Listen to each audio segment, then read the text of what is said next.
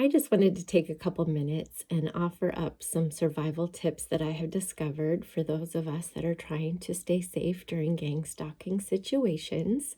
Some tips to help stay alive. I never anticipated I would have personal experience in this area, but here we are. um, Frankly, a few years ago, if someone would have come to me with a story similar to mine, I probably would have side-eyed them and been very skeptical about what they were saying and thought, this isn't possible. This kind of thing doesn't happen. This sounds too extreme.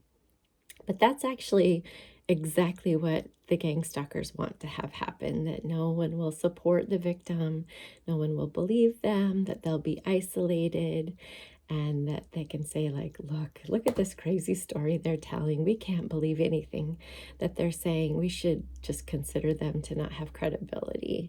And that really is ultimately the goal, because oftentimes in these situations, illegal occurrences have been a part of those attacking, and so the victim is fleeing from those who have committed crimes against them.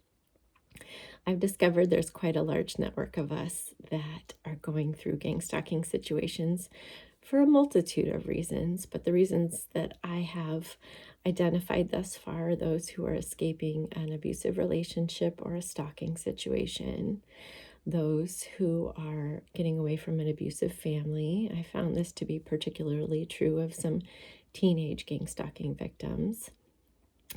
There are those who are fleeing dangerous communities or religious groups, cult organizations. There are those who have been witness to crimes that are trying to stay safe. And there are those who have been a truth speaker and voiced against corruption. And some of us have all of the above applicable.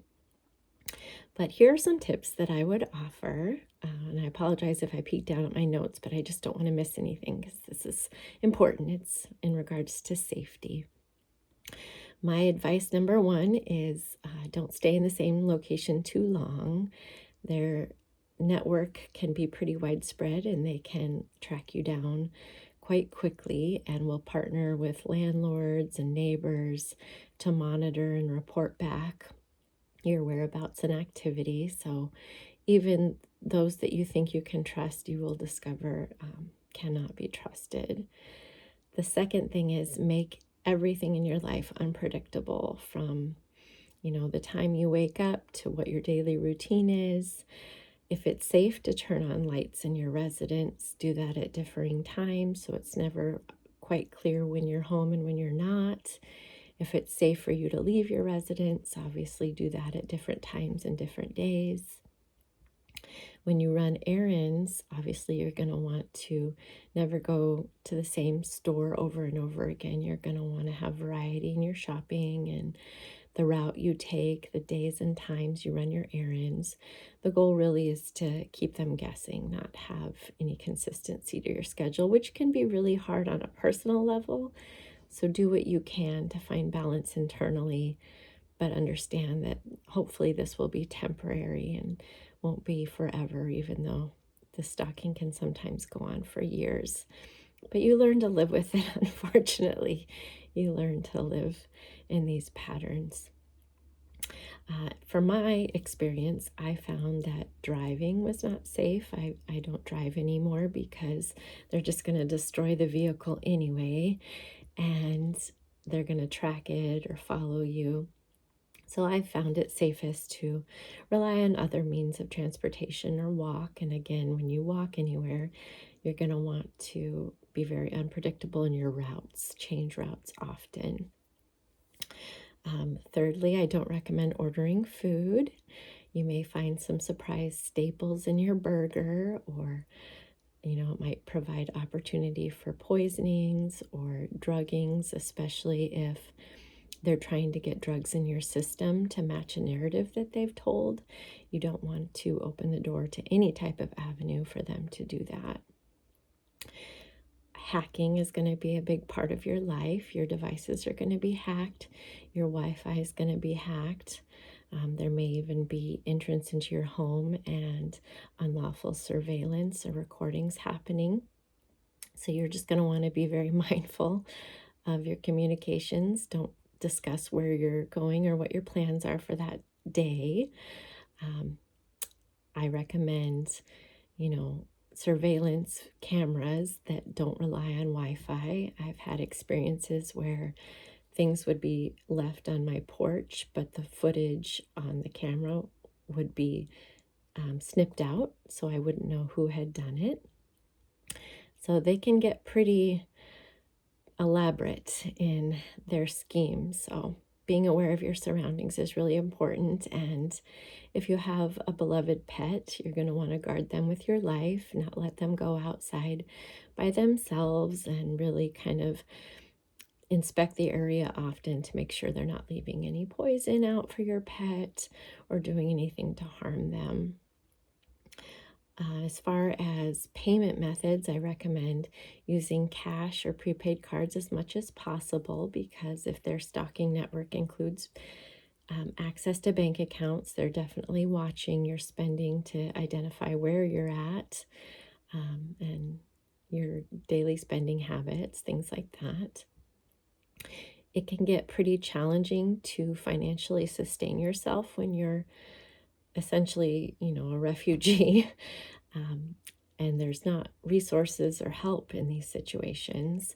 So this is an opportunity to really get creative and look within. What are my talents? What could I do to generate income based on the skills that I have? Can you make jewelry and sell it on Etsy or another item like that? Can you walk someone's dog for cash or clean their home for cash? Because the reality is, if you go apply for a 9-to-5 job, if you're fleeing from corruption, they're going to have the resources to track you down at that job, and they may very well partner with your new employer and your new coworkers to monitor you or to disrupt that employment if their goal is to destabilize you. So it can be challenging, but take on the challenge with excitement. How can I maneuver this and really sustain myself when I have everything working against me to not do so? Obviously, mail and email is going to be intercepted so that you're not really able to communicate. If there are court proceedings that they're trying to ensure you're excluded from, this is going to be a really prevalent problem. So creating a brand new email address that you do not use on your devices, but use only on a public computer, maybe at the library, so that you do have some form of communication. But the truth of the matter is, your communication with others is going to be really limited in this situation, because you'll be surprised to discover that those that you thought you can trust are not trustworthy, that are either accepting payment to report back anything you say or monitor you. You'll be surprised how solo you are in the survival journey. I think that is all for tips, other than the most important, where I highly recommend to always stay thankful. And, every day that you're able to lay your head down and we're safe that day without harm or disruption is a gift. To never stop honoring your worth, and to give yourself so much self-love and nourish yourself in every way possible, because you're going to be your biggest supporter in this season. It's going to feel like this is going to last forever. Is there ever going to be an end? Will I ever get to feel safe or live a normal life again? And I think eventually we all will. But this is a season where, if you have faith in God, this is a time where you're really going to learn to rely on that faith, to be directed and to be warned of danger, and to really be guided in what you can do to overcome such challenging circumstances.